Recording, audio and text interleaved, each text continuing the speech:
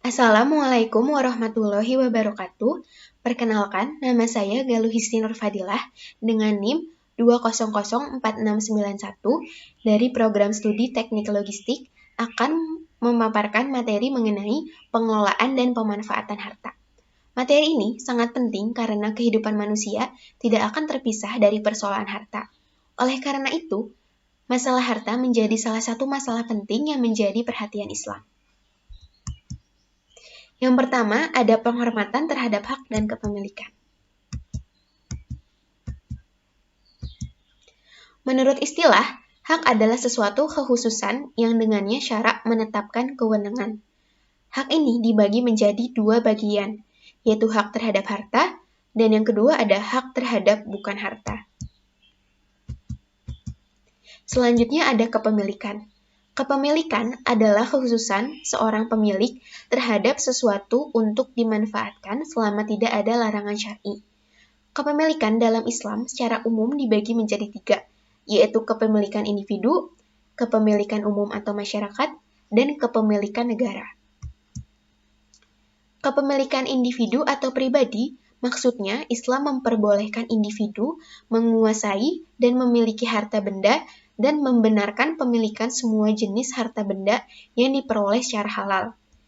Sedangkan kepemilikan umum atau masyarakat, maksudnya semua harta dan kekayaan milik masyarakat yang memberi pemanfaatan yang berbeda-beda kepada warganya. Sedangkan kepemilikan negara pada dasarnya adalah hak milik umum, tetapi dikelola oleh pemerintah dan dipergunakan untuk kepentingan masyarakat. Selanjutnya ada sebab-sebab kepemilikan atau milkiyah. Sebab-sebab kepemilikan dibagi menjadi dua bagian. Yang pertama ada sebab kepemilikan penuh, dan yang kedua ada sebab kepemilikan terbatas.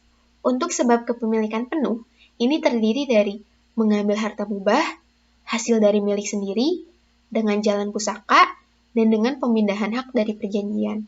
Sedangkan untuk sebab kepemilikan terbatas, terdiri dari milik bendanya, misalnya rumah dan barang-barang lainnya, serta milik manfaat, seperti sewa dan wasiat.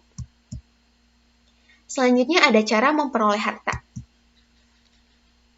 Islam tidak membatasi cara seseorang dalam mencari dan memperoleh harta, selama prosesnya sesuai dengan prinsip umum yang berlaku dan halal. Hal ini berarti Islam tidak melarang umatnya untuk mencari harta sebanyak mungkin, karena yang menentukan kekayaan seseorang hanya Allah SWT. Dalam pandangan Islam, harta bukanlah tujuan, melainkan alat untuk mencapai keridhaan Allah SWT. Suatu harta dapat diperoleh melalui beberapa hal, yaitu yang pertama, ihrazul mubahat, atau penguasaan terhadap benda yang boleh dan belum dimiliki oleh siapapun. Transaksi jual-beli, warisan, tawalud min mamluk atau sesuatu yang berasal dari sesuatu yang dimiliki, pemberian negara kepada rakyatnya, serta harta yang diberikan tanpa mengeluarkan harta atau tenaga apapun. Selanjutnya ada sikap positif terhadap harta. Harta dalam bahasa Arab disebut al-mal, yang berarti condong, cenderung, dan miring. Sedangkan harta menurut istilah adalah segala sesuatu yang memiliki nilai.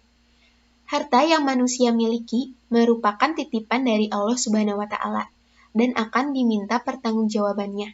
Pertanggungjawaban manusia berkaitan dengan harta dimulai sejak bagaimana cara memperoleh harta, mengelola harta, dan membelanjakan harta.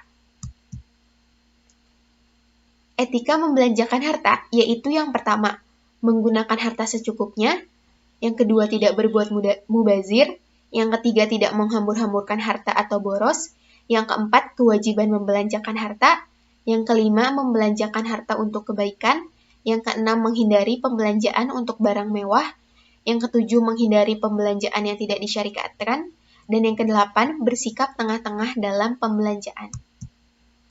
Selanjutnya ada prinsip-prinsip akad. Kata akad berasal dari kata al-aqd, yang berarti mengikat, menyambung, atau menghubungkan.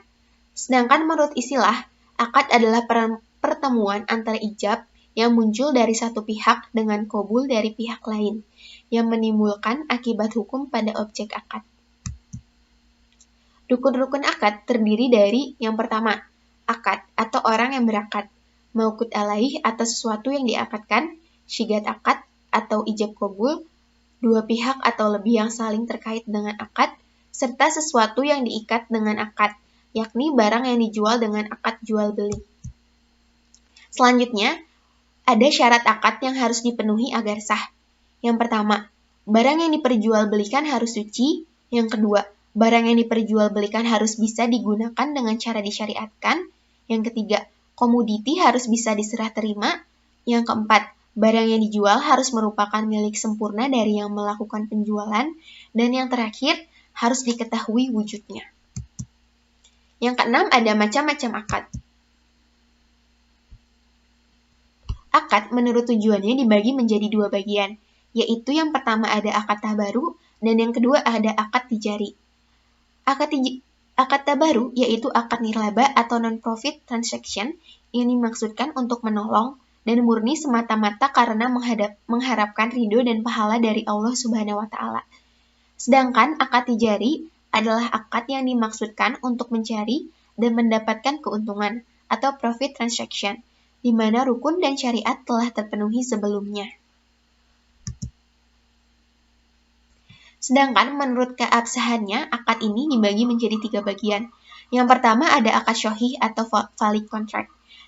Ini merupakan akad yang memenuhi semua rukun dan syaratnya. Yang kedua ada akad fahid atau voidable contract. Adalah akad yang semua rukunnya terpenuhi, namun ada syarat yang tidak terpenuhi. Yang ketiga ada akad batil atau void contract, di mana akad yang salah satu rukunnya tidak terpenuhi, dan otomatis syaratnya juga tidak dapat terpenuhi. Lalu ada ekonomi Islam di era modern.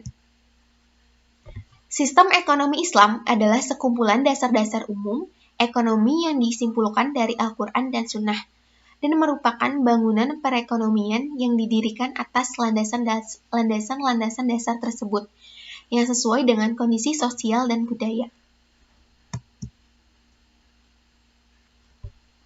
Prinsip-prinsip sistem ekonomi Islam yaitu yang pertama, berbagai sumber daya sebagai pemberian atau titipan dari Allah Subhanahu wa Ta'ala. Yang kedua, Islam mengakui kepemilikan pribadi dalam batas-batas tertentu. Yang ketiga, kekuatan penggerak utama ekonomi Islam adalah kerjasama. Yang keempat, ekonomi Islam menolak terjadinya akumulasi kekayaan yang dikuasai oleh segelintir orang saja.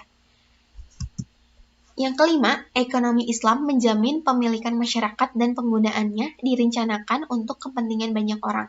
Yang keenam, ekonomi Islam seorang muslim harus takut kepada Allah Subhanahu wa Ta'ala di hari penentuan di akhirat nanti. Yang ketujuh, zakat harus dibayarkan atas kekayaan yang telah memenuhi batas atau nisab.